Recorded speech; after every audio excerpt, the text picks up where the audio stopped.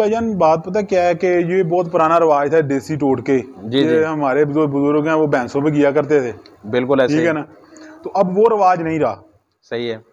ना ही अब उनका असर रहा है उन टोटकों का। तो बेहतर है वो तो सीमन ही है। ठीक है, ठीक है ना, क्योंकि सीमन अब अपनी मर्जी का अच्छा सीमन रखवाएं। मैं तो यही कहूँगा, अल्लाह ने बहुत दिया सर। ये मैंने जो जानवर हैं सारे ये प्रॉफिट से ही बनाए हैं। तो अल्लाह का करम है। अस्सलामु अलैकुम। जी वालेकुम सलाम। सर क्या हाल चाल है, खैरियत? जी अल्हम्दुलिल्लाह, शुक्र अल्लाह पाक की ज़ात का। सर सबसे पहले अपना और अपने फार्म का तारफ़ करवा दें। जी मेरा नाम मोहम्मद उमर फ़ारूक गुज्जर है और मेरे फार्म का नाम Bagri cattle farm. Sir Bagri मतलब ज़रा दोस्तों के लिए वजाहत कर दें। जी बिल्कुल जी, मेरे दादा जान का नाम हाजी अली अहमद बागड़ी और हमारी गोत है बागड़ी, हम बागड़ी गुज्जर हैं। ठीक हो तो गया। मेरे दादाजी का नाम हाजी अली अहमद बागड़ी था, तो मैंने अल्लाह पाक के करम से अपने दादा अबू जान के नाम से अपने फार्म का नाम बागड़ी कैटल फार्म रखा है। अच्छा उमर भाई, हमें ये बताएं कि ये फार्म शुरू करने से पहले आप क्या कर रहे थे? जी मैं पहले तो पढ़ता था, तो पढ़ाई से फारिग हुआ तो शौक़ था एक डेयरी फार्मिंग का, तो अल्लाह के करम से ये शुरू कर दिया अल्लाह का नाम लेके। अच्छा सर ये बताएं कि बिज़नेस तो और भी काफ़ी सारे थे, आपने डेयरी फार्म का इंतखाब ही क्यों किया? सर एक तो हमारे बड़े हैं जो वो भी इसी काम में ही हैं। ठीक है, डेयरी के काम में, लेकिन ये है कि वो इतना गाय वगैरह नहीं, भैंसें वगैरह थी। सही ठीक है।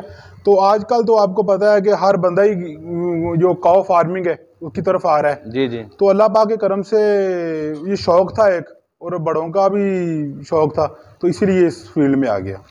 ठीक हो गया। उमर भाई ये बताएं कि आपके इस फार्म का कुल रकबा कितना है? जी ये मेरा जो रकबा है कुछ 4 कनाल है। ठीक है जी। इसमें कवर कितना है? ये कवर है जो हमारा अपना 18/130। जब आपने फार्म शुरू किया उस वक्त कितने जानवरों के लिए बनाया था जी, और अब ये कितने जानवरों के लिए? जी जब हमने ये शुरू किया था तो मेरे पास 10 जानवर थे। अल्हम्दुलिल्लाह मेरे पास 45 जानवर हैं। तो 10 जानवरों से मैंने ये शुरू किया था। ठीक है माशाल्लाह। आपके ख्याल में अक्सर फार्मर जो हैं वो कौन सी गलती करते हैं फार्म बनाते हुए? सर फार्मर जो गलतियां करते हैं, गलतियां तो ये देखें कि मैं आपको बताता हूं कि अगर आप जो पैसे इन्वेस्ट करते हैं शेड बनाने में, तो मैं ये कहता हूं कि आप अपना शेड उस तरीके से बनाएं कि आप अपने जानवर भी ले सकें। जी बिल्कुल। ठीक है, ये नहीं कि आपके पास 20 लाख रुपया है आप 15 से 16 लाख शेड पे ही लगा दें। ठीक है ना, आप अपने जानवरों पे काम करें, अपने जानवर लें। ठीक है ना, जब मैंने काम शुरू किया था तो मेरे पास 10 जानवर थे। मैंने ये देख लें, आपको सादा सा नजर आ रहा है। जी, तो इसी में अल्हम्दुलिल्लाह मेरे 45 जानवर हैं और अल्हम्दुलिल्लाह शुक्र अल्लाह पाक का कि आसानी से गुजारा हमारा हो रहा है। आपके फार्म पर ब्रीड कौन सी है? जी मेरे पास हॉल्स्टन फ्रीजन जो है वो क्रॉस ब्रीड है। क्रॉस कौन सा? जी कुछ मेरे पास साहिवाल और फ्रीजन क्रॉस है। ठीक है। कुछ में अमेरिकन फ्रीजन क्रॉस है। ठीक है जी, मुख्तलिफ यानी कि चोलस्तानी फ्रीजन क्रॉस में भी मेरे पास जानवर मौजूद हैं फार्म पे। फार्म के लिए जानवर आपने कहाँ से खरीदे थे?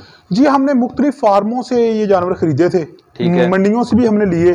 ठीक है। लेकिन जो हमें बहुत बेहतर मिले वो फार्मों से मिले हैं।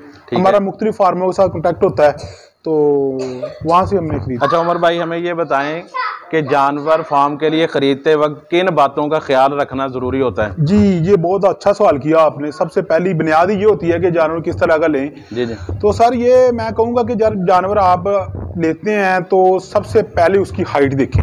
ठीक है, कि जानवर की हाइट क्या है। ठीक हो गया जी। उसकी लेंथ देखें। सही है। उसकी रिब्स यानी कि पसलियों का फासला देखें। ठीक है। उसकी टांगों का साइज देखें। सही है। ठीक है, उसके अडर क्वालिटी देखें, उसके जो थान है उनका फासला चेक करें क्या फासला है। सही है। तो फिर आप डिसाइड करें कि वो जानवर जनाब किस तरह, फिर आपको पता चलेगा। अच्छा उमर भाई हमें ये बताएं कि एक जानवर से आप अपने फार्म पर कितना अरसा दूध लेते हैं?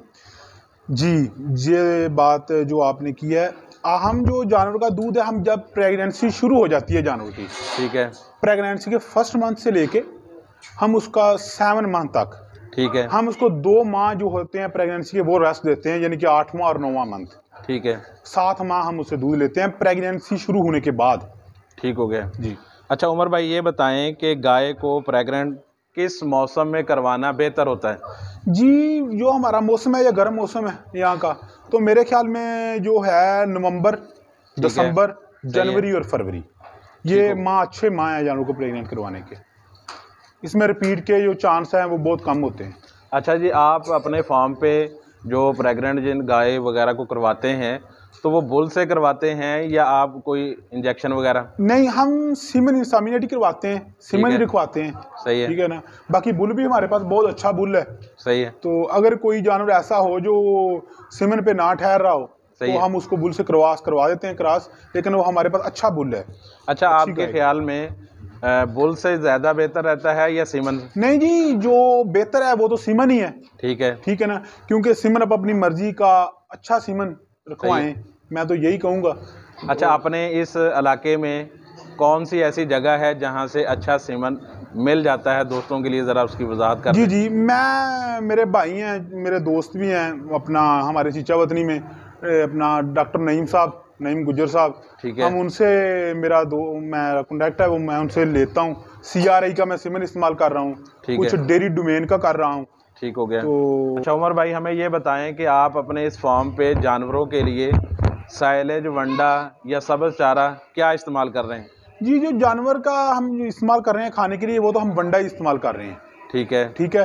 तो अपना जो दूध के लिए इस्तेमाल करते हैं, बाकी जो उनके चारे में हम साइलेज इस्तेमाल कर रहे हैं। ठीक है। तो बाकी हरा जो सब्ज़ चारा है वो हम बहुत कम यूज़ करते हैं। ये बरसन आ गया है तो ये बरसन यूज़ कर रहे हैं, थोड़ा बहुत ऐड कर लेते हैं, बाकी साइलेज ही चलता है। 45 जानवरों के लिए कितना सब्ज़ चारा होना चाहिए, कितने एकड़? सारे जो 45, अगर आपके पास साइलेज नहीं है तो इनके लिए 10 एकड़ भी कम है। ठीक है, अगर आपने इनको सही रखना है। सही है। लेकिन हम सब्ज़ चारा बहुत कम डालते हैं। ठीक हो गया। साइलेज आप इनके लिए कितना बनाते हैं साल का? सर, हम साल का तकरीबन 20 एकड़ का। 20 एकड़ 45 जानवरों के लिए काफ़ी हो जाता है जी, अल्हम्दुलिल्लाह। अच्छा उमर भाई, ये बताएं कि एक जानवर को, जो दूध वाला जानवर है आपका, जी, एक दिन में कितना वंडा उसको डालते हैं या कितना डालना चाहिए? जी सर, हम जो वंडा है वो दूध के हिसाब से डालते हैं। मसलन कैसे? मसलन हम अगर किसी जानवर का 3 किलो दूध है ना, तो उसे हम 1 किलो वंडा डालते हैं। ठीक है, ठीक है। अगर 6 किलो है तो 2 किलो।